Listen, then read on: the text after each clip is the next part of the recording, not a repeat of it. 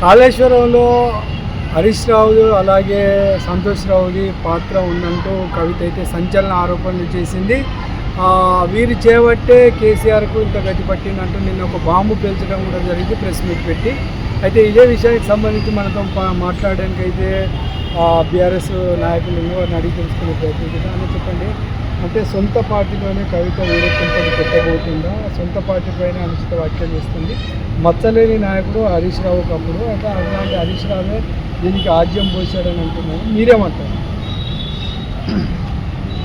ఈరోజు యావత్ మన తెలంగాణ రాష్ట్రంలో జరుగుతున్నటువంటి బీఆర్ఎస్ పార్టీ మచ్చలేని పార్టీ అంతవరకు మనకు 10 సంవత్సరాలు పాలించిన party BRS party. Harish Rao లాంటి గొప్ప నాయకుని మీద ఒక మచ్చ రుద్దడం ఇది సరైన కాదు. కవిత వ్యాఖ్యలు వెనక్కి తీసుకోవాలి వెంటనే. అదే విధంగా కవిత గారు నిన్న ఫేస్బుక్ మీట్ పెట్టి అందరితో పాటు ఏ విధంగా అన్నదో ఆ వాక్యాలను వెనుకనే రిటర్న్ తీసుకోవాలి. మరియు ఒక తన తండ్రి అయిన పార్టీని అంత పొలవికంగా ప్రజల్లో ఈ పార్టీ ఉంటే అంట పోతే అంట అని చెప్పేసి మాట్లాడడం సరైన వాక్యం కాదు అది. ఎందుకంటే దీనికి బీఆర్ఎస్ పార్టీ కూడా తీవ్రంగా ఖండిస్తుంది.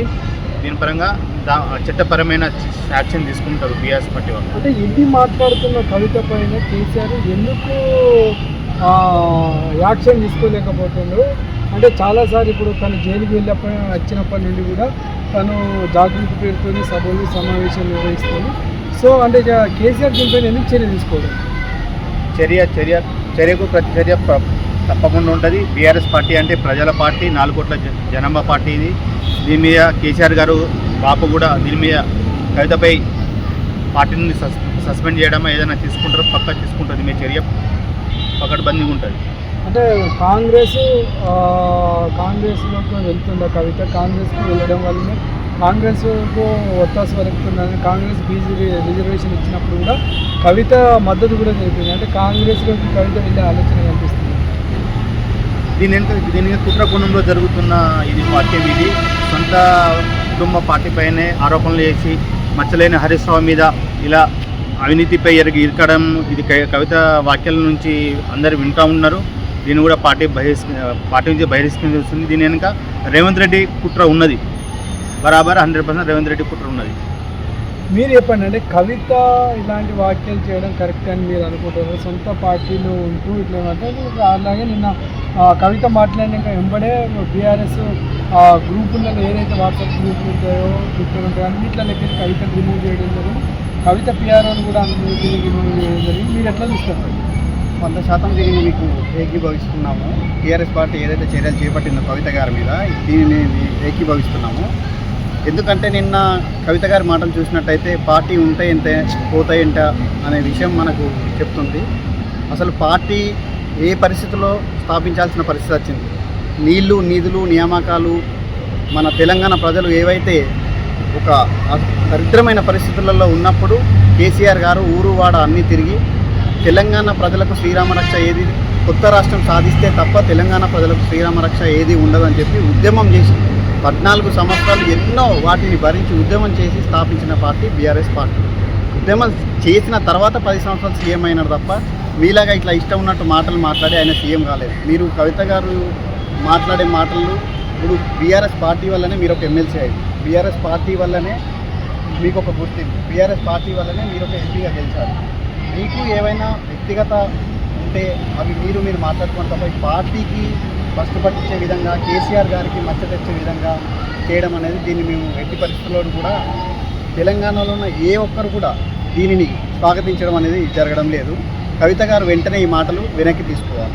అంటే కవిత గారు చేసిన మాటలు ఇప్పుడే కాదు, తను జైలుకి వెళ్ళినప్పటి నుండి సొంతంగా జాగృతి పేరుతోటి ఇలాంటి సభలు సమావేశాలు పెట్టి వచ్చేసింది. మొన్న సింగరేణి బొగ్గుగాని కార్మిక అధ్యక్ష పదవి నుండి తనని తీసివేయడం కూడా జరిగింది. అలాగే కొప్పులేశ్వర్కి ఇవ్వడం జరిగింది. కొప్పులేశ్వర్కి కూడా మంత్రి పదవి ఇవ్వడం కూడా కొప్పులేశ్వర్కి సింగరేణి బొగ్గు ఇవన్నిటిని చూసుకుంటే కవితను ఎమ్మెల్సీ పదవి నుండి కూడా తీసే అవకాశం టీఆర్ఎస్ నుంచి కల్పిస్తున్నారు.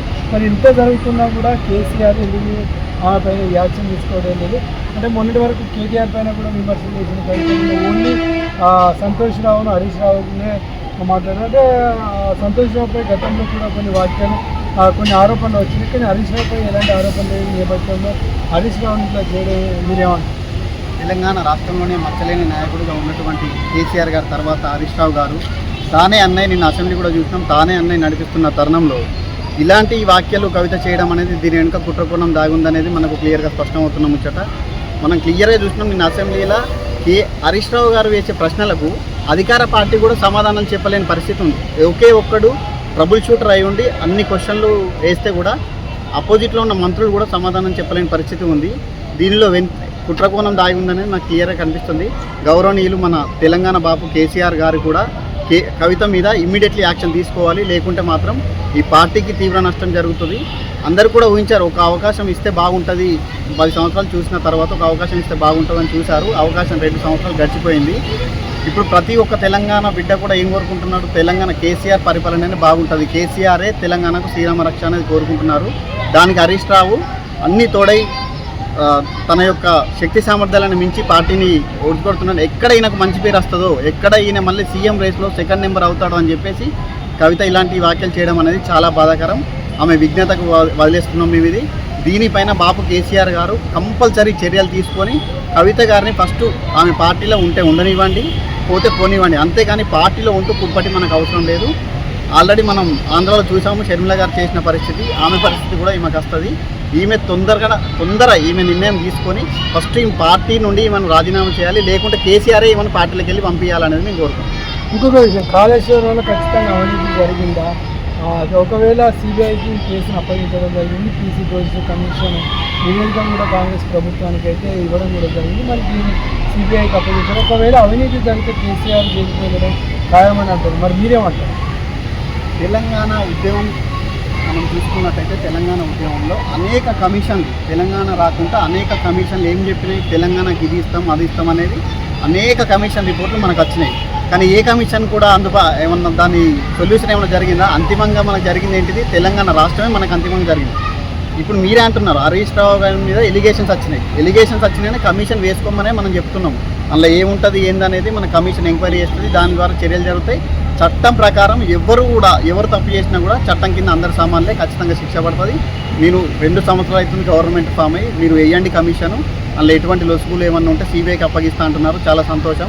అందులో ఏమన్నా తప్పులు జరిగితే 100% ఎవరున్నా కూడా, హరీష్ రావు ఉండని, కేసీఆర్ ఉండని, ప్రధానమంత్రి ఉండని, ఎవరున్నా కూడా చట్టానికి అతిథులు కాదు, ఎవరైనా చట్టరీత్యా శిక్ష పడుతుంది అందరికీ. అంతేగాని ఈ కవిత గారి వ్యాఖ్యలు అనేటివి పార్టీకి తీవ్ర డ్యామేజ్, అంతేకాకుండా కేసీఆర్కు కూడా మచ్చ తెచ్చే పరిస్థితి ఉంది. మొన్నటి వరకు కేటీఆర్ గారికి మీద చేసింది, సంతోష్ రావును హరీష్ రావు గారిని టార్గెట్ చేసింది. హరీష్ రావును టార్గెట్ చేసే కారణం ఏంటంటే టీఆర్ఎస్ పార్టీలో నెంబర్ 2 ఫిగర్గా మనకు హరీష్ రావు కనిపిస్తున్నాడు. నేను అసెంబ్లీలో కూడా ఆయన వాగ్దాటిని చూసి చాలామంది ఆయనకు ఇతర పార్టీ వాళ్ళు కూడా ఫ్యాన్స్ కావడం జరిగింది. ఆయన మీద మచ్చ తెచ్చే ఎలిగేషన్లే తప్ప ఇందులో కవిత గారు సాధించేది ఏమీ ఉండదనేది నేను చెప్తున్నాను. మీరు చెప్పండి, కవిత బీఆర్ఎస్ పార్టీలో ఉండాలా వద్దా? కవిత సొంతంగా జాగృతి పార్టీకి అవకాశం ఉందా? కవిత ప్రస్తుతానికి కవిత కూడా చూసుకోలేదు. కవిత బయట పెట్టదు, ఏం పెట్టదండి. ఆమె మధ్య సీమితం లేకుండా మాట్లాడుతుంది. ఒక సొంత పార్టీ పైనే ఆమె శత్రుత్వం పెంచుకోవడం సరైన రీతి కాదని తీసుకుంటాం. అంటే కవితకు కేసీఆర్కి ఎక్కడ చెడిందని మీరు అనుకుంటున్నారు? ఇప్పుడు చూస్తున్నారు, ఇప్పుడు వాస్తవానికి అతను బ్రదర్ చెప్పినట్టు 6 అడుగుల బుల్లెట్ అలా, ఆ బుల్లెట్ లాగా సమాధానం హరీష్ రావు చెప్పారు నిన్న అసెంబ్లీలో చెప్పారు నిన్న. దీని మీద ప్రతిపక్ష నాయకులు కూడా వాళ్ళు అర్థమైంది ఏంటంటే కాళేశ్వరంలో ఇలాంటి అవినీతి జరగలేదు, ఇది కేసీఆర్ మీద పన్నుతున్న కుట్ర అని అర్థమైపోయింది నేను చూడంగానే. ప్రతి మూలన సమాధానం హరీష్ రావు చెప్పారు నిన్న. అంటే హరీష్ రావుకు సీఎం పదవి, అంటే బీఆర్ఎస్ అధ్యక్ష పదవి పార్టీ పగ్గాలు అప్పచెప్తున్నా కవిత ఇదంతా చేస్తానని మీరు అనుకుంటున్నారా? లేదు సార్, పార్టీ పేదల పార్టీ, అందులో బీసీ ఎస్సీ ఎస్టీ మైనారిటీ ఎవరైనా ఉండొచ్చు, ఎవరికైనా ఇవ్వచ్చు.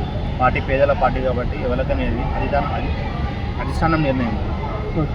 రైట్, చూశారు కదా కవిత చేసే ఆరోపణ. కవిత మతిస్థితితో లేకుండా మాట్లాడుతుందని చెప్తుంది. సొంత పార్టీలను కుంపటిగించేందుకైతే కవిత ప్రయత్నం చేస్తున్నారు. కవిత కాంగ్రెస్తో కుమ్మక్కైనని ఇక్కడ బీఆర్ఎస్ నాయకులు మాట్లాడుతున్నారు. కవితను ఎంబడే కేసీఆర్ గారు సస్పెండ్ చేయాలని బీఆర్ఎస్ తరఫున మేము కోరుకుంటున్నామని చెప్తున్న పరిస్థితి కనబడుతుంది. శ్రీనివాస్, లోకల్ 18, కరీంనగర్.